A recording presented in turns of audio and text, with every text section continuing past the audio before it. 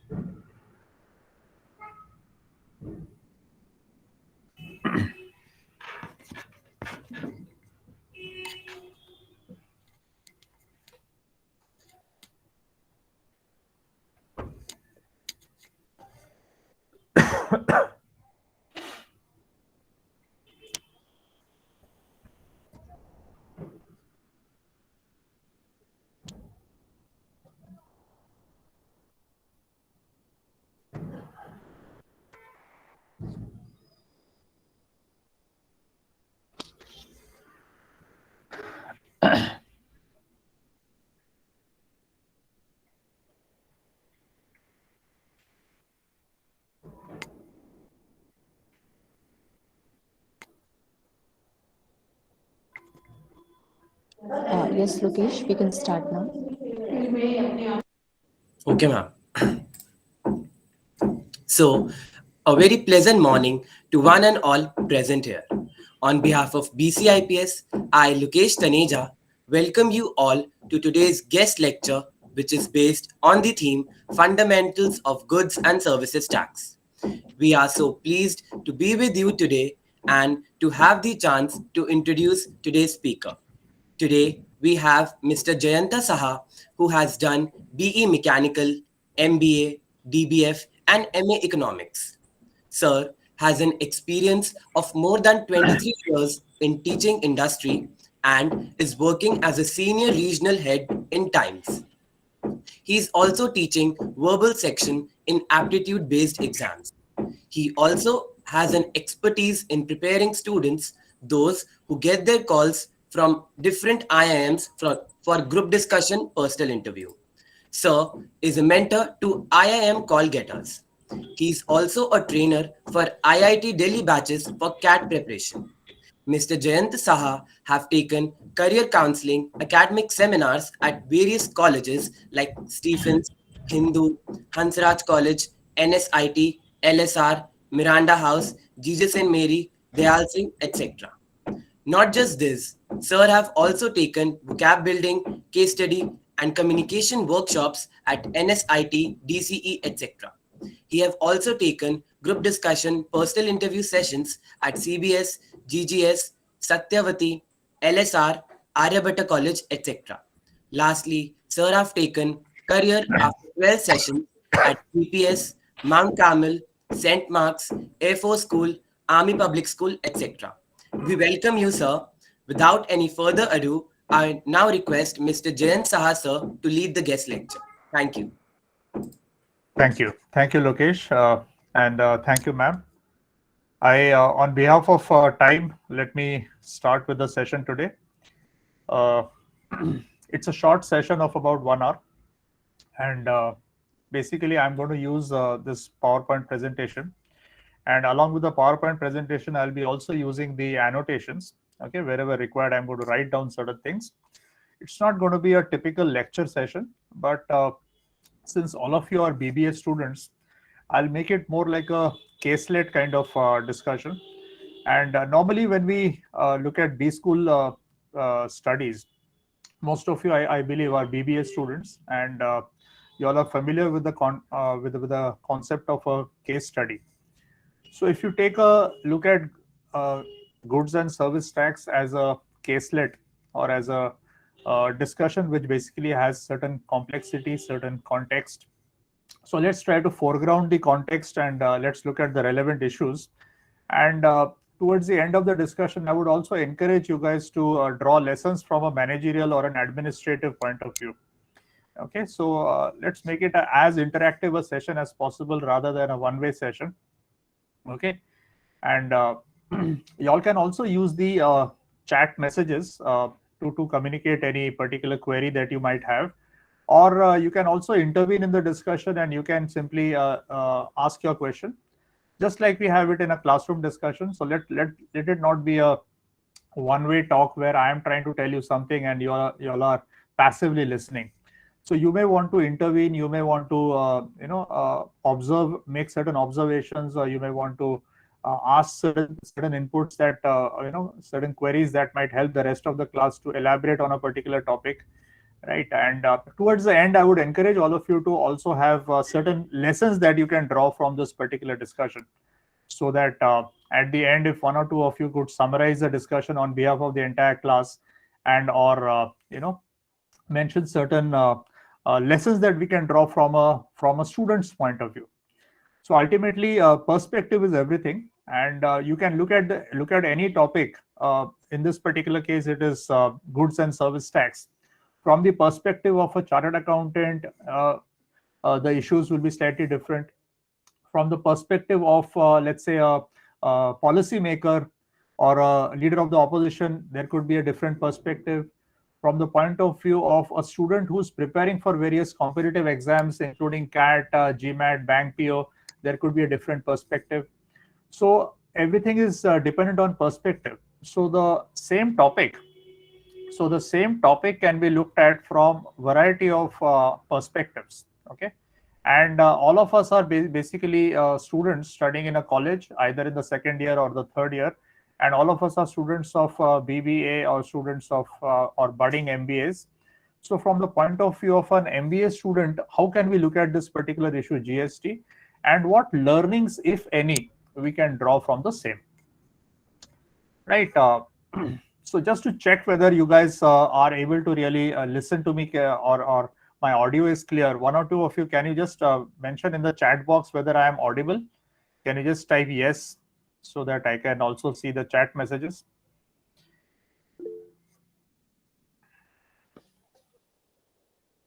Right. Great.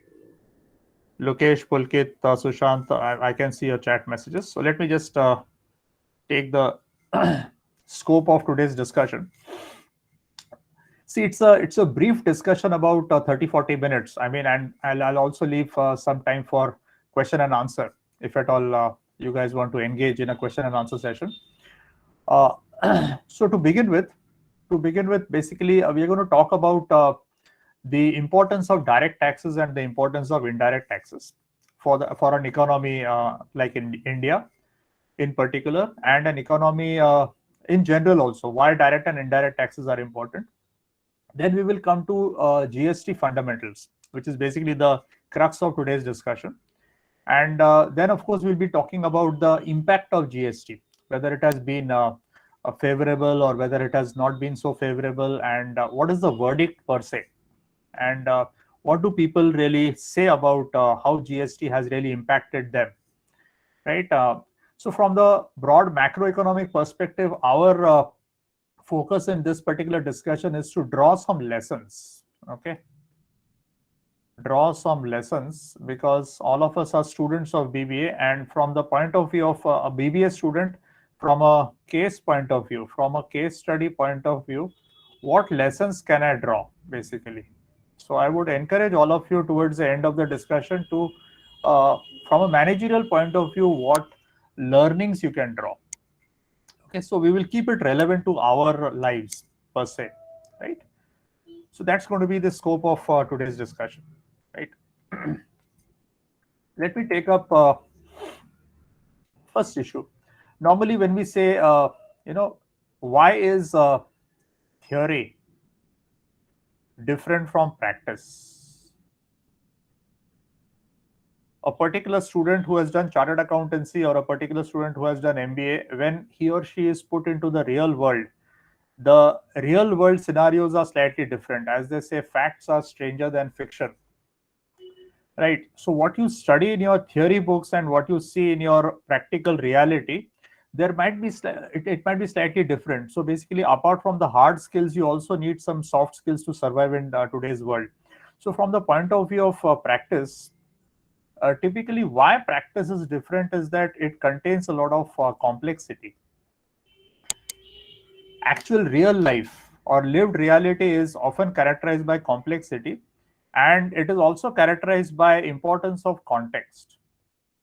So once I foreground context and complexity, that means in day-to-day life, when I survive in the volatility or the uncertainty or the complexity or the ambiguity filled world, what we call as a VUCA environment, okay, we find that when things are being implemented in real life, what looks to be very implementable in practical reality or on the drawing board might not be that simple when it comes to application.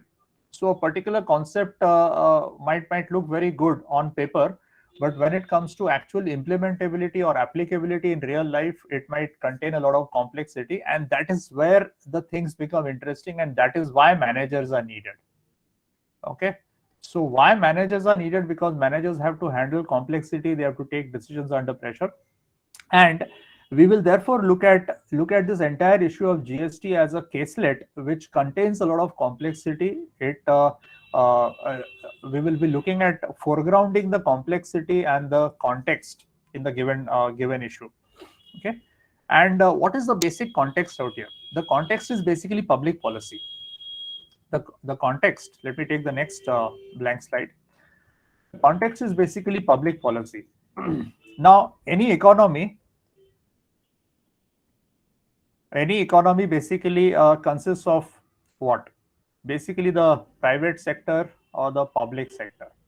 Okay, any economy consists of the public and the private sector, and in that sense, the role of the private sector and the role of the public sector has been evolving in any country like India also. Post 1991, we find that the role of the public sector is typically, from the regulatory point of view, the public sector is important. From the point of view of providing social sector or maintaining the entire social sector in terms of social infrastructure like health, social infrastructure like education. So typically health and education are the two important capital. Health represents physical capital and education represents intellectual capital. So in a knowledge economy or any kind of economy, if the health and education are taken care of by the state, okay, then all of these households which basically have good health and good education, they can contribute to the economy. So typically, whether it is the household sector or whether it is the industry, okay, so these are the two important components of any economy. So household and industry together, along with the government. So these are the three important sectors that constitute any macroeconomic environment. And from that point of view, to run any any economy, you need certain basic infrastructure, whether it is a financial infrastructure, whether it is a power infrastructure, whether it is a transportation infrastructure, and so on and so forth, and law and order infrastructure. Many of these things are not quote unquote profitable in the sense that we understand profit. So a sovereign is supposed to provide a lot of goods and services that may not, quote unquote, be understood as profitable in the traditional sense of the term. However, so these are public goods. So to provide public goods, the government will need to have some kind of source of revenue. Okay, and that is where we come to our discussion today. So to run any economy, if you look at gross domestic product is defined as C plus I plus G plus X minus M, where C is consumption expenditure. All the households, they will consume goods and services. The government will also spend a lot of money in creating infrastructure. The industry will also spend a lot of money, then exports and imports. All this together basically is gross domestic product. In order to run an economy, you obviously need some sources of financing. Okay, of course the government has printing press, but apart from that, the government will also basically earn taxes, okay, or earn revenues both from the household sector as well as from the industry sector.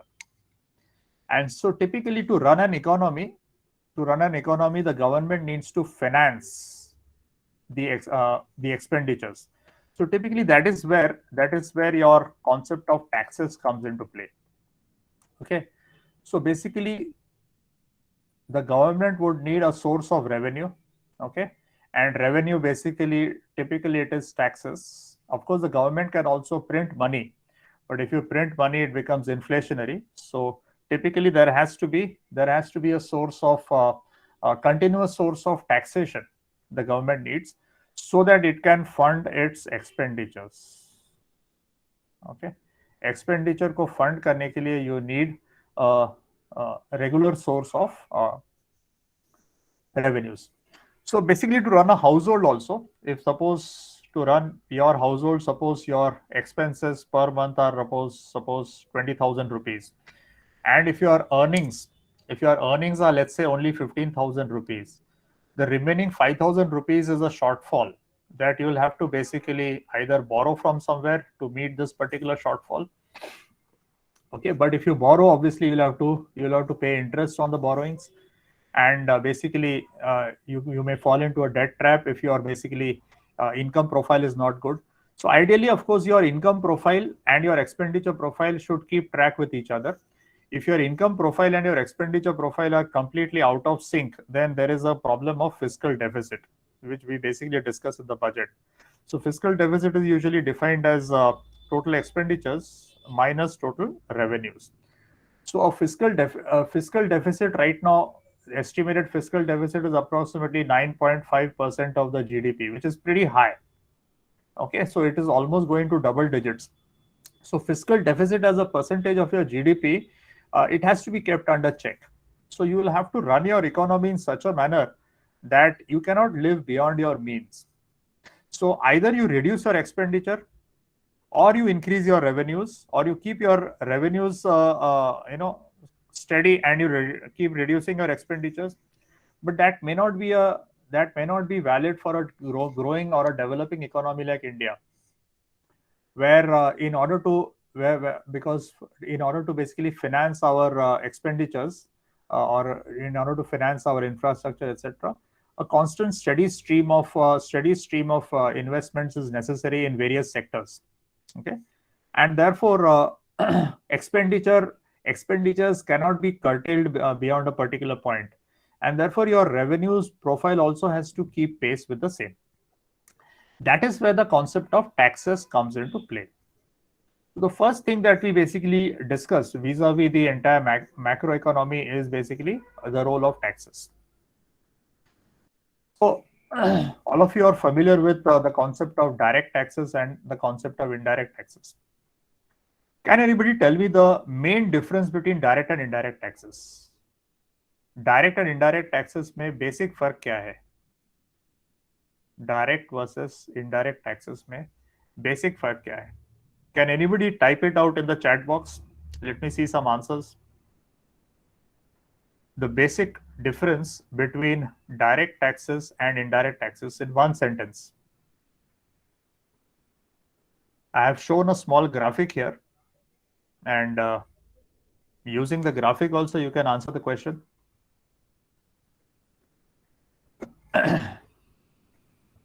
Anybody would like to speak also, you can speak to the class, not an issue.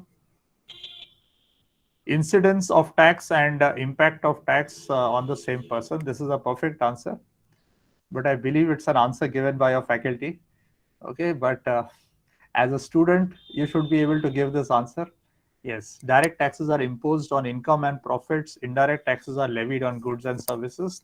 Okay, cool, not an issue. Gaurav, that's another way of looking at it. Essentially, the correct answer, as we can see in the chat box, the incidence and burden. These are the two keywords. The incidence and burden, if it is on the same entity, then it's a direct tax. Okay, as you can see in this particular graphic that I have shown, the person on whom the tax is incident का मतलब है कि किसको actually pay करना पड़ता है, और burden का मतलब है किसके ऊपर किसको basically वो pinch होता है. The actual payment of the tax has to be made by the same entity and it pinches the same entity. Okay, or Yuvraj is also correct. The direct tax is paid directly to the government. Fair enough. And when it comes to indirect tax, let's say when you buy a toothpaste from the market, essentially the manufacturer has already paid some indirect tax to the government on that particular toothpaste. In the earlier regime, we used to have something called as excise duty. Excise duty is nothing but a tax that is payable on the goods when they are removed from the place of manufacturing for the purpose of sale. So when the toothpaste is removed from the factory, from the gates of the factory, the manufacturer has to immediately deposit tax to the government. The manufacturer has to deposit tax to the government, but the manufacturer passes on that particular tax to me as a consumer. Right? If the manufacturer has paid, let's say, on his cost of production, suppose 100 rupees ke upar, the manufacturer has paid 10 rupees to the government. This 10 rupees has been paid by the manufacturer of toothpaste to the government. The manufacturer passes on that 10 rupees to me as a consumer. So as a consumer, I have to pay 110 rupees. So basically the burden is on me. The burden is on the consumer, but basically the incidence is on the another entity. So when the incidence and the burden is on two separate entities, then that kind of tax is known as a indirect tax. So typically an excise tax or a sales tax or a service tax or a value added tax, in the previous regime or in the previous system of taxes, we used to have all these kind of multiple taxes that were prevailing. Of course, there is nothing wrong in having so many taxes. In fact, from the government's point of view, indirect taxes is an advantageous thing for the government because a lot of people automatically pay indirect tax. So it is impossible to evade those taxes. When it comes to the consumer, so when you buy a packet of biscuit, or when you buy a refrigerator, or when you buy an air conditioner, or when you buy a mineral water bottle, okay, you end up paying indirect taxes willy-nilly. Okay, whether you like it or not, आपको indirect taxes pay करना ही पड़ेगा. So एक तरह से उसका tax evasion काफी मुश्किल हुआ करता है. It's quite difficult. On the other hand, direct taxes like income taxes. Okay, I earn some income, and I have to file my returns. If I don't file my returns, so I have evaded that tax. Okay, so I have to pay as a corporate. Suppose I am manufacturing cars. Suppose as Honda or as Maruti. On the profits that I make, I will have to pay some corporate tax to the government, right? So if I default on that, obviously the government can take action. So in terms of tax administration, the government has to check tax evasion. The government has to put a lot of people to check evasion of direct taxes, evasion of indirect taxes, etc. So the government has an entire administrative mechanism when it comes to direct versus indirect taxes. Now, briefly, if you look at the VAT, value added taxes regime, the previous tax regime that we had, value-added taxes, typically the what is a value-added tax? Typically, a value-added tax is a tax that is applicable on the amount of value that you add in the supply chain. Okay, so suppose as a retailer, I have a showroom of durable goods, and I have bought a Samsung refrigerator from my manufacturer, and I want to sell that refrigerator in my showroom. So in terms of the value addition, when a consumer comes to my showroom, I show him the features of the refrigerator. I convince him that it is worth buying, etc. So I am adding some value as a retailer, and to the extent that to the extent of the value that I am adding, I should pay tax on that part of it. Suppose Samsung has already paid some taxes to the government on that refrigerator already, and as a retailer of that Samsung refrigerator, I am paying double taxes on so in addition to the taxes that I have paid. So obviously the government will tell me that, boss, you have already Samsung has already paid some tax on it, and there is double taxation happening, what is called as cascading effect. This is called as cascading effect of taxation. So double taxation nahi hona chahiye from the point of view of natural justice. There should not be any double taxation. So the government basically gives you the credit, input tax credit it gives you. So to the extent that the raw material the raw material manufacturer or the previous people in the value chain have already paid taxes on that particular good, you as a retailer should pay tax only to the extent of the value that you have added on that particular goods or services. So these are the concept of so now the previous regime mein kya hota tha, being a state subject. If you look at value added taxes, because it was a state subject, a number of value added taxes rates, VAT rates, were applicable for the same product or the same service, and they tended to vary from state to state. So suppose you are buying, let's say, a refrigerator in Madhya Pradesh versus you are buying a refrigerator in Maharashtra. Okay, or you are buying a two-wheeler, say Hero Honda bike in Madhya Pradesh versus Hero Honda bike in Maharashtra. So possibly there used to be certain, maybe there is an entry tax in Maharashtra that is not there in Madhya Pradesh, octroi entry tax. So in addition to the value-added taxes, in addition to the so the value-added taxes imposed by Maharashtra on two-wheelers might be different from the value-added taxes imposed by Madhya Pradesh on two-wheelers. The octroi might be present in Maharashtra, it might be absent in Madhya Pradesh. So typically from a business point of view, they had to maintain a lot of compliance burden for businesses used to increase in the earlier scenario. And therefore, because the VAT rules and regulations differed from state to state, if you are a business that had offices in multiple states, the regulatory compliance headache would increase for you. And therefore, the cascading effect ke liye bhi, the end user also sometimes had to bear the cost of a single good or service that had been taxed multiple number of times. So because of all these reasons, sometimes the price also increased for the end user. So, and certain businesses, they also ended up paying customs duty on their raw material or inputs. What custom duty they had paid, they were not able to offset, through the input tax credit, etc. So certain products that you have imported, and using that you have made some goods that you have again then imported.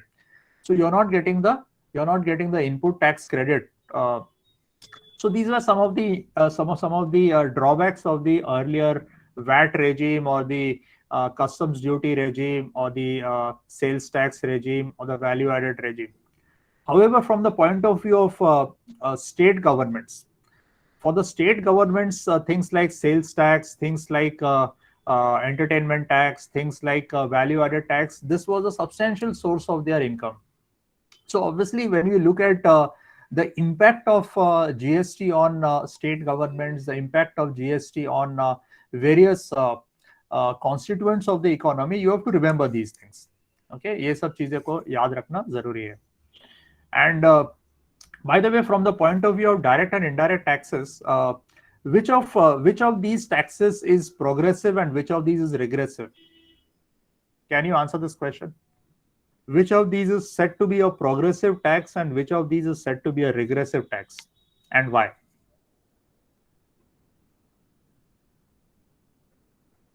Which of these two taxes is a progressive tax and which of these two taxes is said to be a regressive tax?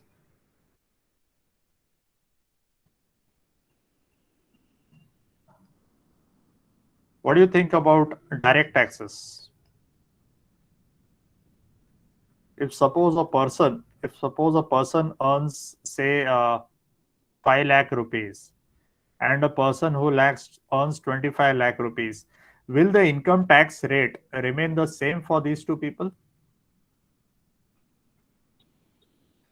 A person whose income is 5 lakh rupees and a person whose income is 25 lakh rupees, do you think the direct tax rates would be the same for these two?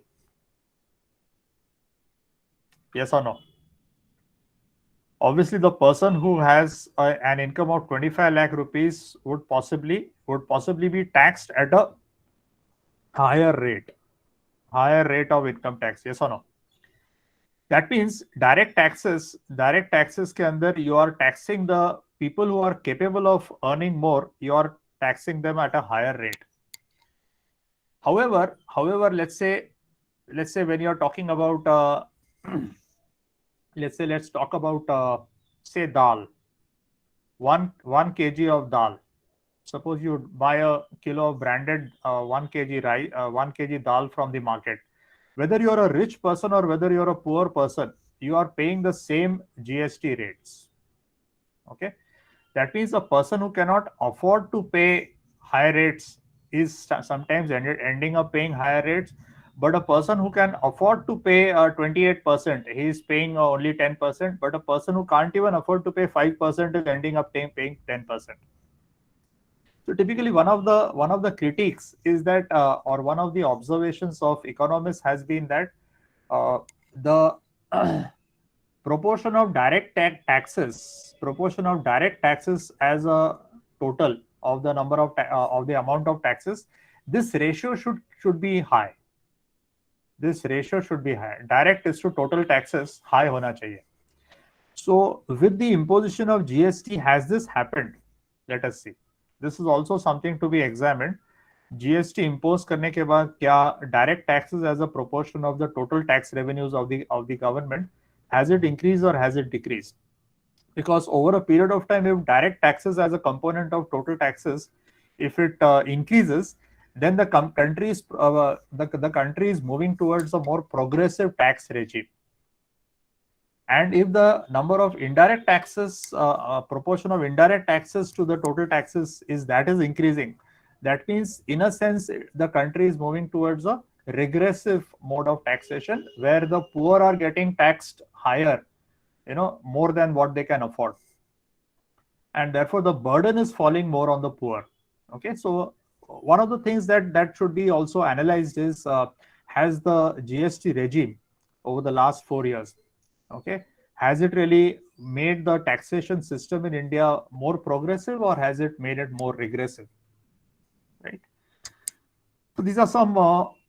So before GST, this was the existing indirect tax structure in India.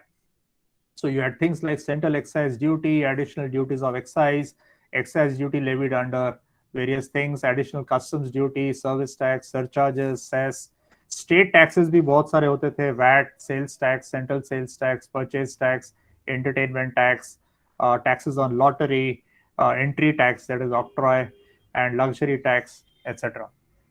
So all of these tax structures were sought to be subsumed, or they were sought to be brought under a single umbrella, so as to simplify the entire tax structure. So this is basically what GST sought to do through a constitution amendment. Incidentally, the discussions about GST have been happening for almost a decade. Okay, so from 2006 onwards till 2017, deliberations have happened in the government, and the the culmination of this 10 years of effort came into being in the form of the Integrated Goods and Services Act of 2017. The act was basically introduced in 2017, and India adopted GST on 1st of July. Those of you who are interested in general knowledge, 1st of July 2017. 1st of July 2017. So what did this particular act entail? What did it involve? It basically involved an amendment to provide concurrent powers to both center and the states to levy GST. The center is to be empowered to tax sale of goods, and the states empowered to tax provision of services. Okay, so in a sense, the slogan was one nation, one tax. So basically, luxury taxes जो state governments impose करते थे, entry taxes, local taxes जो state government impose करते थे, octroi, ये सारे state के taxes subsume हो गए within one tax. Then other taxes like excise, central sales tax, VAT, these also got subsumed within one tax. So the logic was basically, if you look at what GST is all about, this is basically what it is. Essentially, it's an uniform indirect tax levied on goods and services across the country. Okay, so the key word is uniform. Okay, so one of the benefits that was sought to be achieved is uniformity. That means if suppose I am talking about a particular good, let's say two-wheelers or bikes, a two-wheeler would be taxed uniformly, or the indirect tax on two-wheelers would be uniform across all states in the country. So essentially, a manufacturer of two-wheeler would not have to have a headache now of, okay, let me locate my warehouse only in Haryana, or let me locate my warehouse only in Maharashtra, where the entry tax is low, etc., etc. Interstate movement of goods also becomes, simpler now, and so on and so forth. So from the point of view of headache for businesses, it was sought to be reduced. Okay, and from the consumer's point of view also, it was felt that if suppose we don't have too many double taxation, the consumers would have the advantage of the benefit of the reduced taxation would be passed on to the consumer. So this was basically the philosophy behind it. And three types of taxes, broadly speaking: central GST, state GST, and integrated GST. So when we talk about central GST or CGST is collected by the central government. State GST or SGST is collected by the state government, whereas integrated GST is collected by the central government. So what is the difference between these? By the way, central SGST or Union Territory GST, UGST, is also used interchangeably, right? Another thing that was there in the Constitution Amendment Act is that certain items were kept outside the GST purview.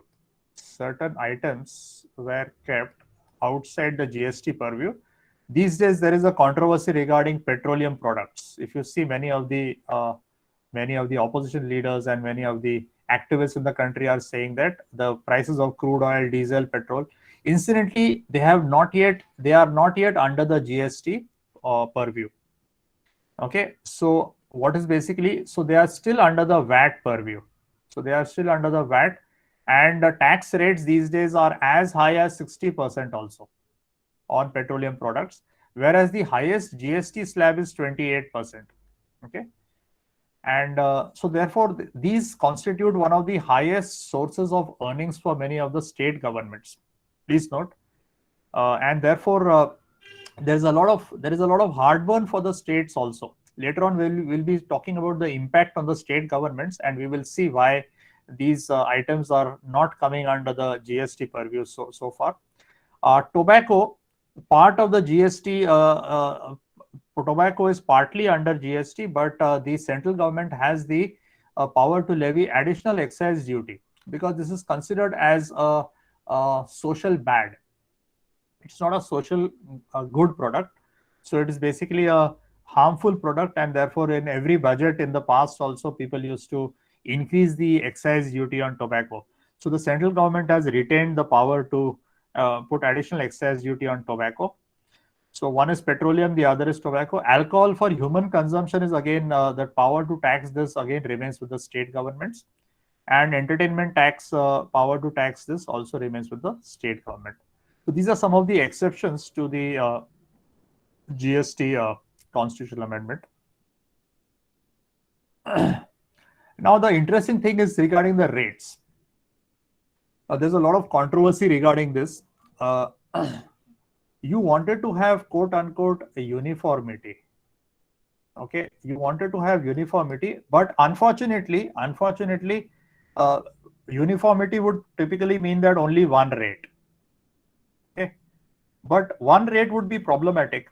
Okay, like let's say you are manufacturing something whose raw material is taxed at say 10%, and whose finished good is also taxed at 10%. Okay, then there would be a problem, right? So the raw material should be typically be taxed at let's say a lower rate, and the finished good should be taxed at a higher rate. So some kind of through the value chain, there has to be some kind of logic as to why the rates are what they are.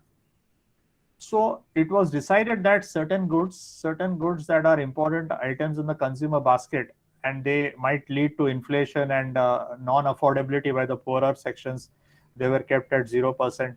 Some mass consumption items were kept again at only 5%. Recently, there is a controversy that clothes have now come into from the 5% to the 12% bracket. Okay, and again, there's a lot of criticism over it.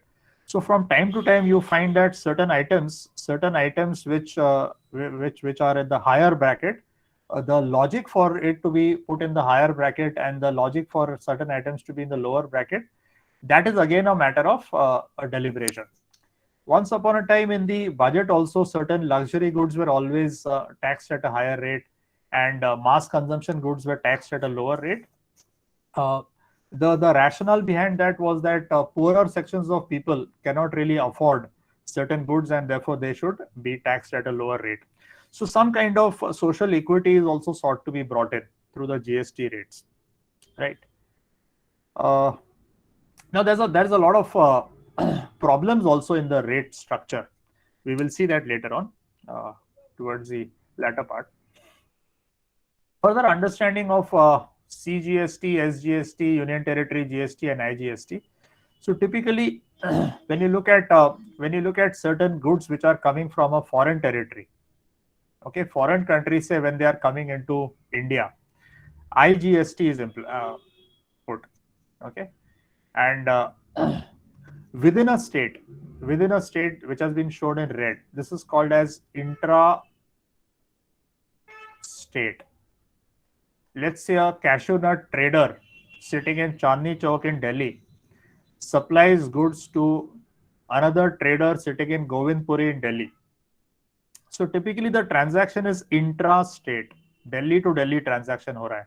So then CGST and SGST. Suppose cashew nut का rate of GST is 5%. So 2.5% CGST लगेगा and 2.5% SGST लगेगा.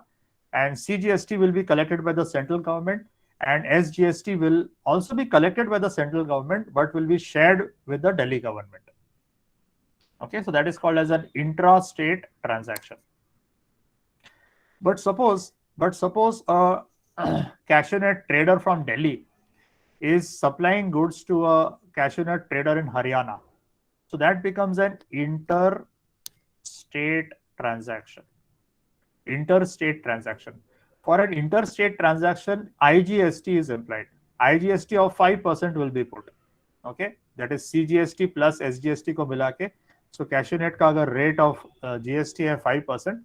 So typically, this 5%, how this transaction will typically happen. So when the thing goes from state 1 to state number 2, State number 2 will basically get the revenue. Okay, जो GST state number 2 को मिलेगा. So typically the destination state gets the revenue. In the earlier VAT structure, the selling state used to pay, but here the destination state will have to pay. Okay, so the beneficiary is typically the destination state. So if you look at IGST ka, the typical features, it is paid by the receiving person. So typically you have say a trader in Haryana state and a trader in Delhi state. Okay, so this is the sender and say this is the receiver, right? So you have a trader in Delhi state sending goods to the receiver in the Haryana state. Okay, so suppose the goods are worth 100 rupees. The transaction is worth say 100 rupees and the rate of GST is say 5%. Rate of GST is 5% because the item is say cashew nut. So 100 rupees. So basically when the trader from Delhi sends these goods worth 100 rupees to the trader in Haryana, the trader in Haryana will have to pay how much? 100 plus 5, that is 105. Okay, 105. So this is the sender of goods, this is the receiver of goods, right? So who pays the IGST? Who pays the IGST? The receiving person pays. Okay, this 5 rupees, rupees 5 जो IGST है वो कौन पे करता है? ये trader in Haryana pays. Okay, it is collected by whom? It is collected by whom? It is collected by the sender. Okay, it is collected by the sender. So the trader in Delhi collects it. 5 रुपया वो collect करता है. वो 5 रुपया collect करके किसको देता है? He gives it to the central government. The entire 5 rupees is given to the. He gives this 5 rupees to the central government. Central government को वो देता है, and then the central government distributes it. Then the central government distributes it to whom? The central government distributes it to in two parts. That is 2.5 rupees central government keeps. Yes, central government keeps, and the remaining 2.5 rupees is basically given to Haryana because Haryana is the receiver of the goods. Okay, so this is how the entire IGST transaction takes place. This is the methodological aspect of it. This is the methodological aspect. Now, what kind of complications can happen? Can you think of the complications that can happen? IGST के अंदर क्या क्या complications होने की संभावना है? Can you just think of some typical complications or typical problems that can happen? So there is a state government of Haryana, there is a state government of Delhi. Okay, there is a trader in Delhi, there is a trader in Haryana, there is a central government. So these are the various parties: individual in Delhi, individual in Haryana, state government of Haryana, state government of Delhi, and central government. All these parties are involved. Now, what if the record keeping by these two traders? Okay, what if the record keeping by these two traders is not proper? Okay, and then what happens is that there is something called as input tax credit. So suppose I have a particular trader. Now a particular trader has a lot of payments due, and he has a lot of payments receivable.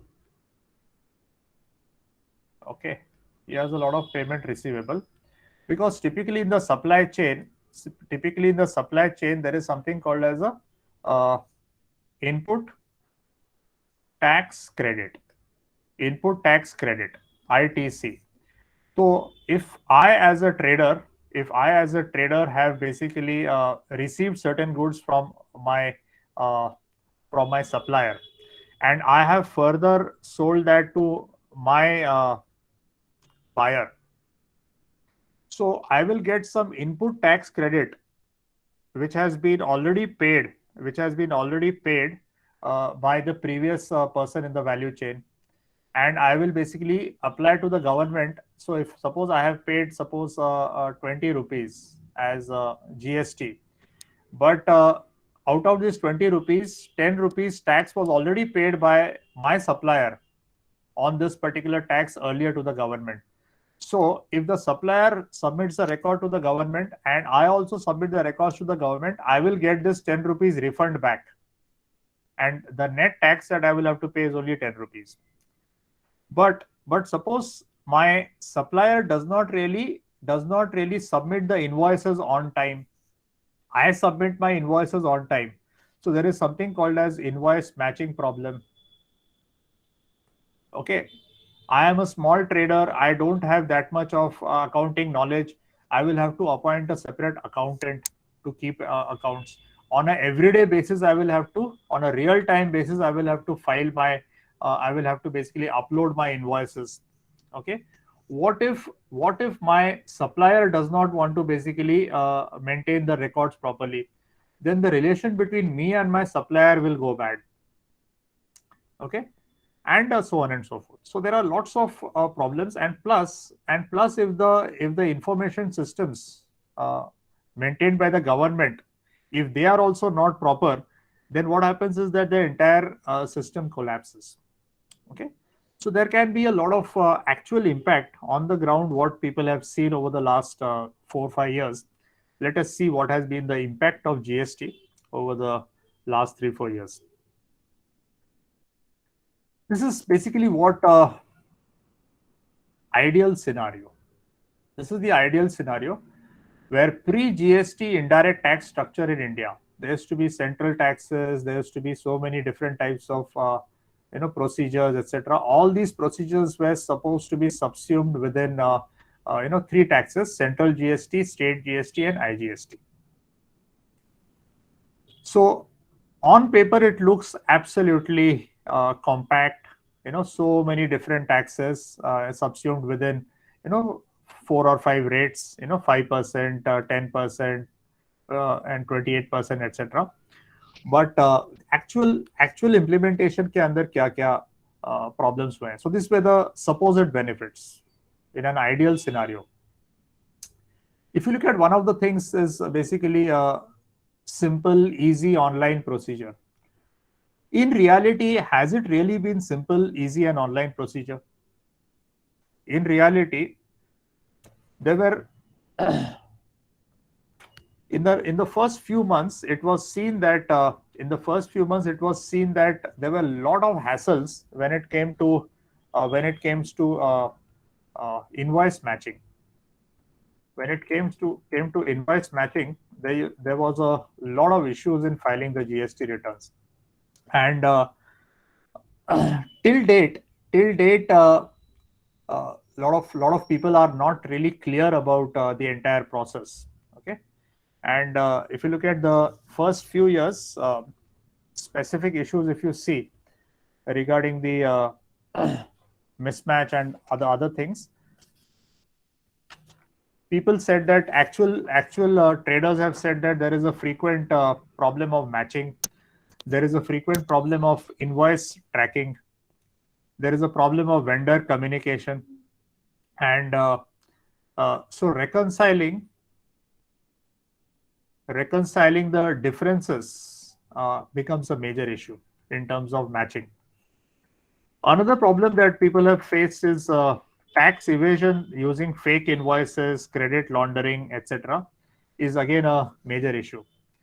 So lots of companies, let's say there was a, if you look at the tax structure, about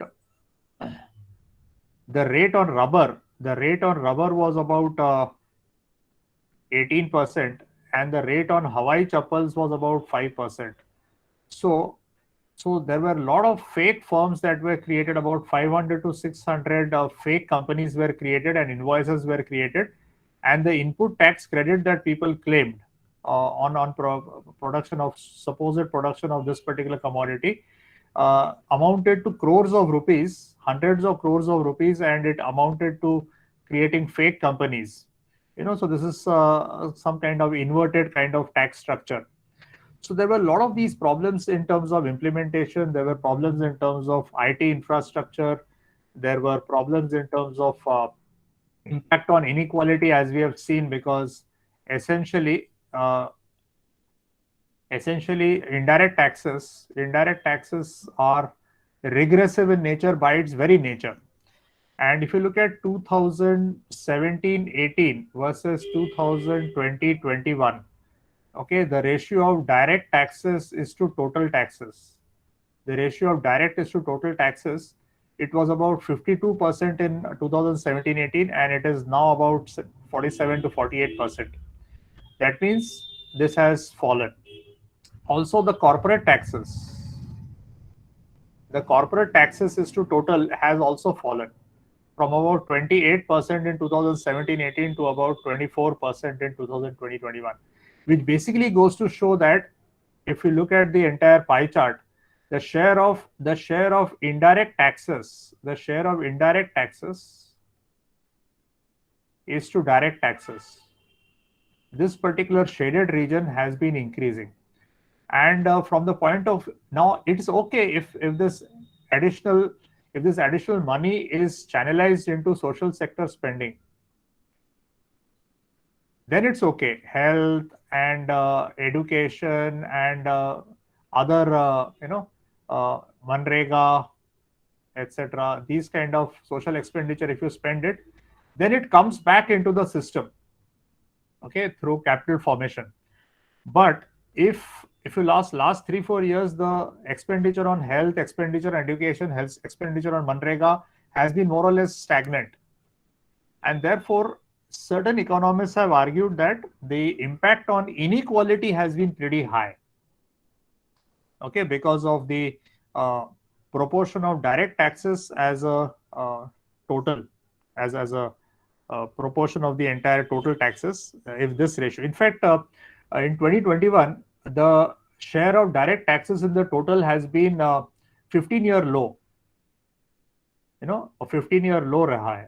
And therefore, this is one of the criticisms that the direct taxes hum log kam collect kar rahe hain, and the poorer sections of people have had to have a additional burden. Unke upar zyada padta hai. So these are some of the criticisms that we can see. Impact on federal structure is again another very interesting issue, because according to the act, states were told that because of the loss of revenue that states are going to have, the center is going to compensate them at a rate of 14% per annum from 2017 to 2022. Okay, but the problem is that there is a shortfall in the compensation, and many of the states have said that this is going back on your word, and therefore there is a standoff between the center and the states regarding the compensation to the states, and therefore the issue of cooperative federalism is at stake here, in so much so that the Kerala government has also gone to the Supreme Court demanding compensation for the loss of revenues because of the because of compensation not being paid to them in lieu of their loss of sales tax and other revenues, right? Another typical criticism has been that many of the items like alcohol, many of the items like petrol, etc., are not under the GST structure. So even if you have the tax slabs of 5%, 10%, 12%, and 28%, the equalization of these rates has not really increased the amount of money that has been collected under indirect tax, because some of the crucial commodities are outside the purview of GST. So these are some of the critiques or some of the criticism points regarding GST, right? So this is an overview of, in fact, this is the compensation mechanism for states. The Constitution Amendment had promised that the revenue of all states subsumed in the GST at an assumption of 14% annual growth rate, the compensation will be provided to the states through cess on certain luxury products. But as of 2021, there is a huge shortfall in terms of compensation to the states to the tune of almost 2.35 lakh crore. And the states are strongly objecting, but the center is unwilling to consider the option of even allowing them to borrow from the market. Right, and therefore there is a standoff currently between the center and the states. These are some issues regarding the impact of GST in terms of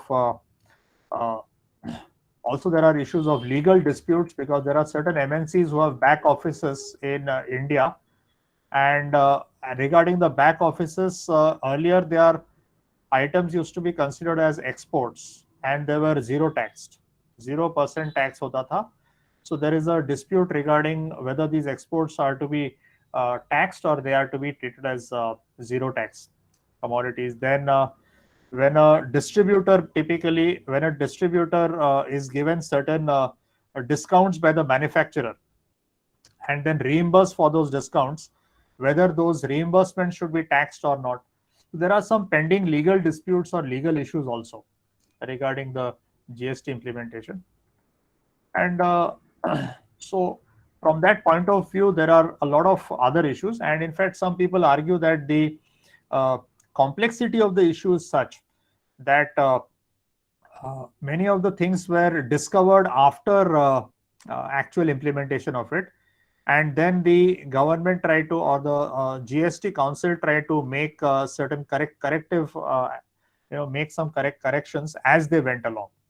Like for example, because of the mismatch of not being able to match the invoices, they introduced what is called as the GSTR Form 3B, and did away with the earlier forms which were required to match the invoices.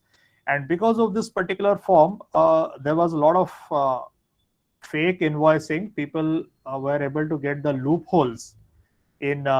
So because agar mismatch का चीज government अगर implement ही नहीं कर रहा है, so there were a lot of fake invoices and there were a lot of fake firms that came up, which basically tried to generate fake invoices and claim what is called as income tax credit, okay, or input tax credit they claim.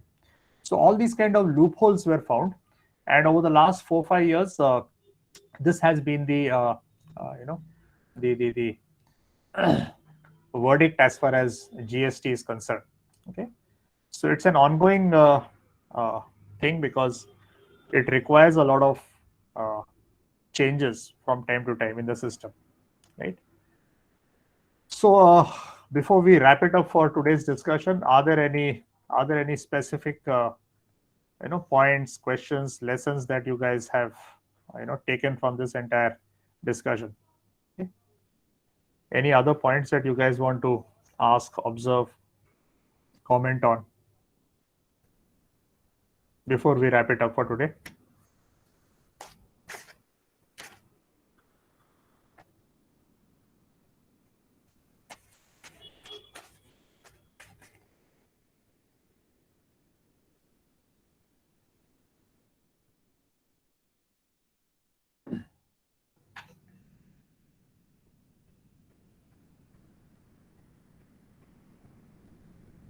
So we've tried to cover certain important points regarding GST. Excuse me, sir. Yeah. Sir, I would like to know your opinion about the efficiency, or what do you think that our tax structure follows the blockchain technology and it would be more efficient, easy, faster, and more convenient? See, as far as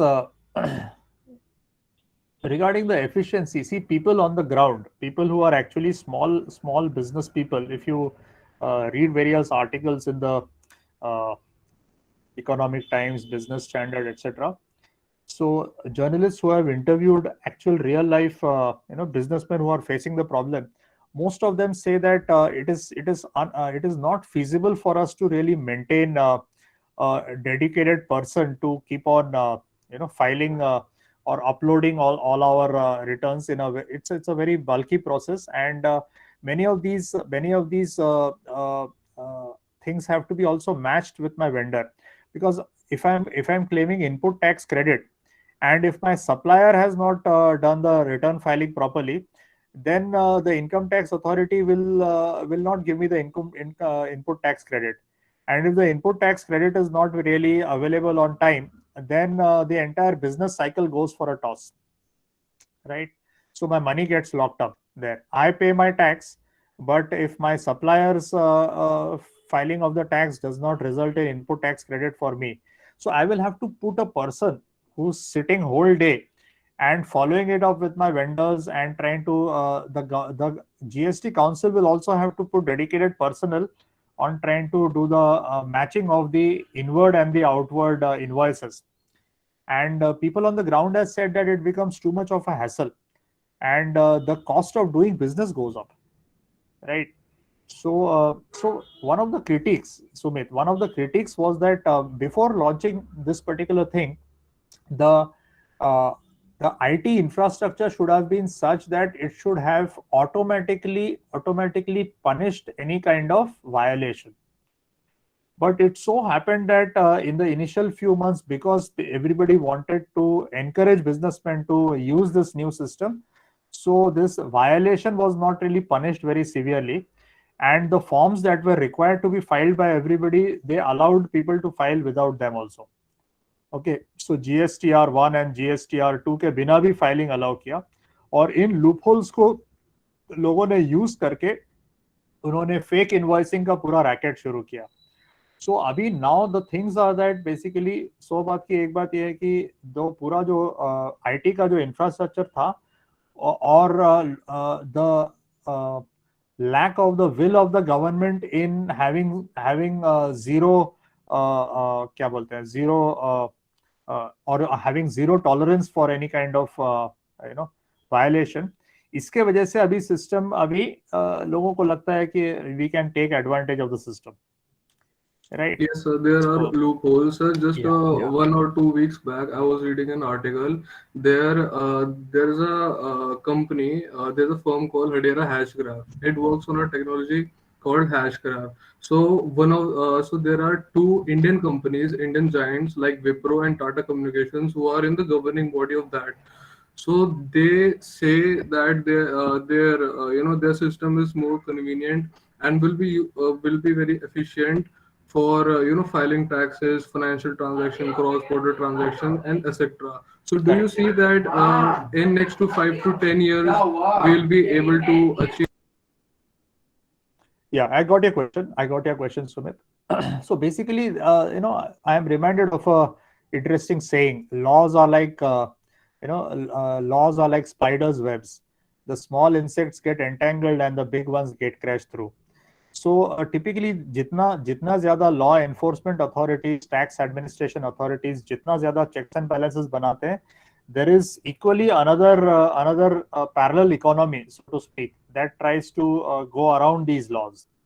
As they say, laws are sometimes made to be broken. So tax administration का जितना खर्चा उनका होता है, तो IT systems को strengthen करना, I completely agree philosophically with your point that unless you basically have like for example, if you look at a company which basically has a system of attendance. Now earlier there is a system of signing on the register, so somebody else would give you a proxy for you, okay? But after they had this thumb impression laga ke only then you can basically enter the office. Now obviously that system is difficult to violate, because unless you are physically present, nobody can basically impersonate your thumb impression, right? And therefore you will not be marked present unless you are physically present. So having some kind of checks and balances in the IT infrastructure, so that violators are automatically caught, right? And so basically at the time of registration of fake firms, एहतियात बरतना जरूरी है, because GST का returns दिखा के अगर आप bank से लोन ले रहे हैं और उस लोन का दुरुपयोग कर रहे हैं, so there are lots of regulatory checks and balances, Sumit, that have to be implemented across departments. It's not just one department. IT department can have a great system, but if the people who are implementing it are also, they are one step ahead of you. So there can always be, like in the context of Hawala, the concept of round tripping, how the money is basically laundered and brought back as foreign portfolio investment. So we have a lot of innovative systems which basically go around. So are you saying that we don't have a very good regulatory mechanism in terms of foreign exchange? Yes, we do. But there is also violators who basically have a way to go around. Right. So yes, so there has to be, it's an ongoing process, as I said earlier. Yeah, your point is absolutely well taken. Yeah. Right. Any other questions? Yes, sir. Sir, can you tell me about just a crux of input tax credit? As even I studied it in my BBA, but I couldn't just get it, understood it. So, Right. can you See, please- so basically you have a trader in say Haryana state, and you have a trader in Delhi state. Okay. And you have a trader, let's say, in Madhya Pradesh state, right? So there is a goods, say 100 rupees ka goods hai, which is coming from Haryana to Delhi, okay, and the GST on that is 5 rupees. So the person from Delhi pays 105 rupees, okay, for this goods. Then suppose he processes it and then he sends it to a person in MP, okay. So 105 के ऊपर कुछ tax देता है वो, let's say 110 में उसने बेचा, and 110 के ऊपर कुछ MP वाले ने टैक्स दिया, say 150.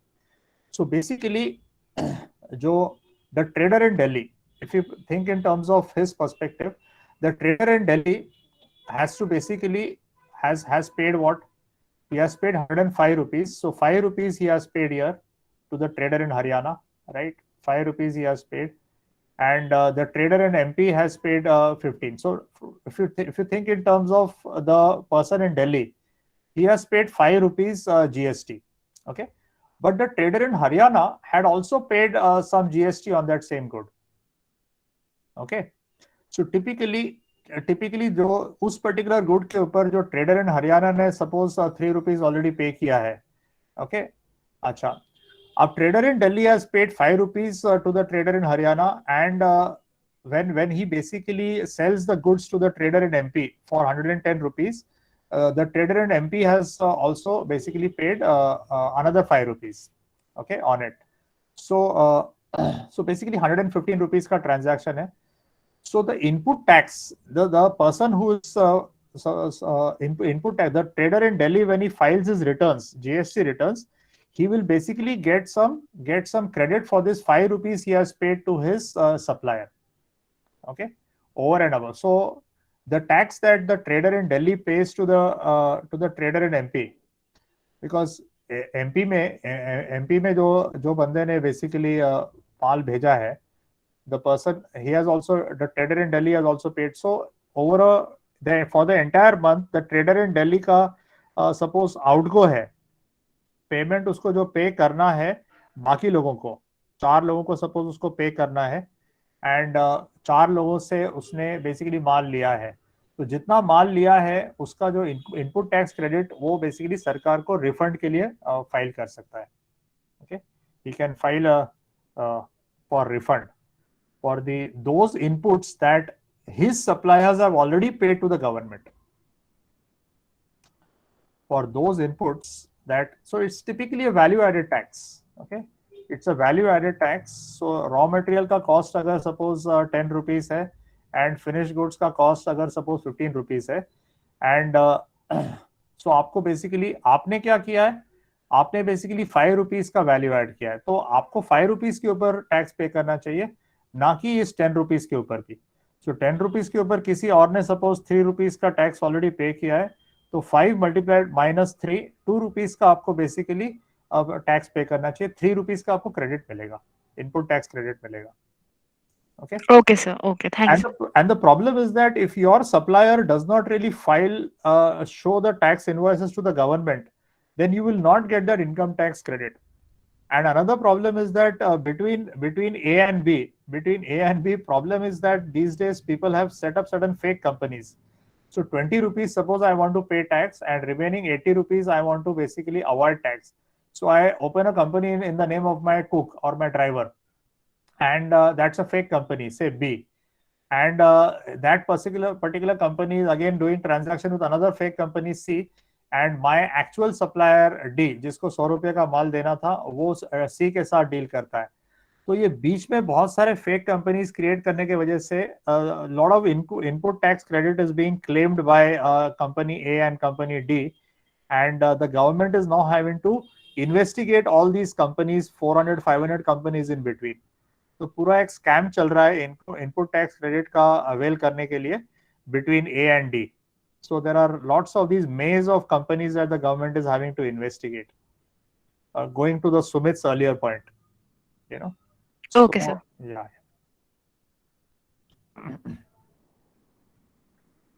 So I guess that's it for today's discussion. As you said, indirect taxes are increasing, and the government is indirect taxes, Kunal, as a percentage of the total tax collection, Kunal, are increasing, and the government is also increasing the tax on clothing. Will tax on such goods is assumed to increase in the next budget?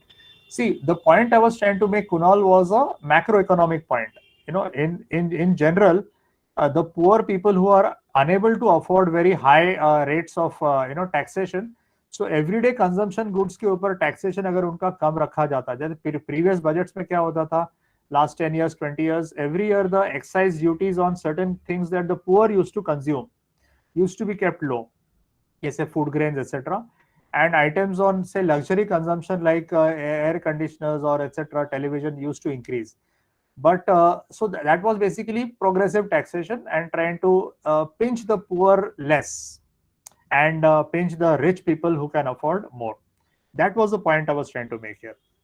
And these days, of course, clothing and footwear are also items that even the poor, and now there is a distinction between branded and unbranded, incidentally. Branded clothes का basically Arrow का अगर आप shirt खरीदते हो 2000 rupees का, अब उसके ऊपर GST रेट आइडियली ज्यादा होना चाहिए than let's say non branded item जो गरीब आदमी पहनता है. Okay, and once upon a time it used to be done in the budget where the distinction between this, but because of uniformity what happens is clothing or ready-made clothing के ऊपर अगर एक tax अगर आप डालते हैं 12%, तो सारे लोग एक ही, everybody gets painted by the same brush, Kunal. So that is the logic out here. The logic is that. Does that answer your question?